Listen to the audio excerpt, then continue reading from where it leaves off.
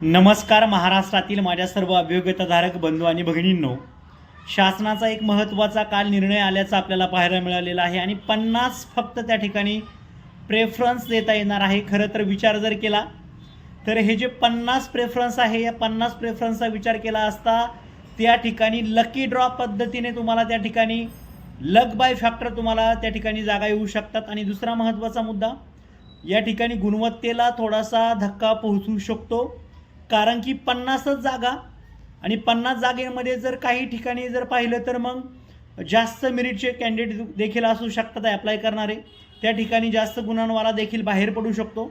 आणि दुसरा महत्त्वाचा मुद्दा म्हणजेच काय की कदाचित जसं मागील 1-2 वर्षापूर्वी माननीय शिक्षण मंत्री पूर्वीचे जे होते ते माननीय केसरकर साहेब म्हटले होते की जिल्हा वाईज ही भरती झाली पाहिजे। त्या जिल्हा वाईज भरती प्रकारचाच हा एक प्रकार म्हणावा लागेल, कारण की प्रत्येक अभियोग्यताधारक विचार काय करणार, माझ्या तालुक्यामध्ये माझा नंबर लागला पाहिजे, माझ्या तालुक्यामध्ये नाही लागला तर माझ्या जिल्ह्यामध्ये नंबर लागायला पाहिजे। यदा कदाचित जिल्ह्यामध्ये नंबर नाही लागला म्हणजे तो राज्याचा विचार करणार।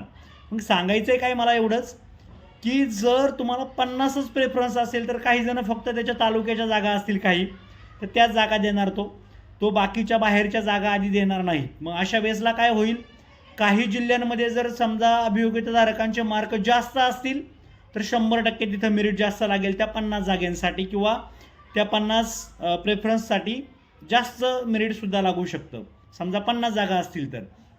पण इतर ठिकाणी जर विचार केला तर त्या ठिकाणी अप्लाय करणारे समजा कमी असतील। एक्झाम्पल द्यायचं म्हटलं तर गडचिरोली आहे, तर गडचिरोलीला आपल्या पुण्यातले समजा राहणारे असतील तर ते म्हणतील मी पहिला प्रेफरन्स 50 गडचिरोलीचे का देऊ। पण यदा कदाचित ते पहिले प्रेफरन्स त्यांनी पुण्याचे दिले, त्यांचं मेरिट बसलं नाही आणि एखाद्याची इच्छा गडचिरोलीमध्ये जाऊन जॉब करायची असेल तर तो त्या ठिकाणी जाऊ शकत नाही। म्हणजे थोडक्यात त्याला 50 प्रेफरन्स असेल, त्याचं लक फॅक्टर असेल, त्या लक फॅक्टरमध्ये तो जर बसला तर त्याची निवड होईल, नसेल तो फेजच्या बाहेर होईल। त्याला पुढच्या टेटच्या माध्यमातून येणारी जी भरती असेल त्याच्यामध्ये त्याला प्रयत्न करावा लागेल, किंवा येणारी त्या भरतीतील सेकंड फेज असेल त्यामध्ये सुद्धा संधी मिळण्याची शक्यता आहे। त्यामुळं ही भरती असं वाटतं की एक प्रकारची तालुकानिहाय जिल्हानिहाय सुरू झाली की काय, असाही प्रश्न आहे। याबाबत तुमचं मत काय आहे।